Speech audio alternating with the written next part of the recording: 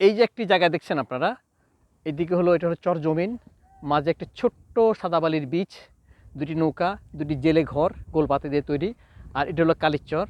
এই অংশটিকে বলা হয় কালিচরের শেষ মাথা। কুকরিমুকরির দক্ষিণে আপনি কুকরি থেকে যদি 15-20 মিনিট ট্রলার চালিয়ে দক্ষিণে আসেন তাহলে এই কালিচরকে দেখতে পাবেন, কালিচর শেষ মাথা দেখতে পাবেন। এখানে সুন্দর ছোট্ট একটা বিচ আছে, সবুজ ঘাসের গালিচা আছে, তারপরে সমান সবুজ গালিচা, তারপরে গোলপাতার দিয়ে ঘর আছে, সাদাবালি বীজ দেখতে পাবেন, আপনার জেলেদের মাছ ধরার দৃশ্য। এই হলো কালিচরের সৌন্দর্য। তো পর্যটকগুলো আপনাদের সুযোগ পান, কালিচরের শেষ মাথায় আসবেন, দেখতে ভালো লাগবে আপনাদের। এই হলো কালিচর। কালিচরে পর্যটক খুব একটা আসেন না, আগের ব্যবস্থা সেটা নষ্ট হয়ে গেছে, আর এই মাথায় তো কেউ আসেনি না।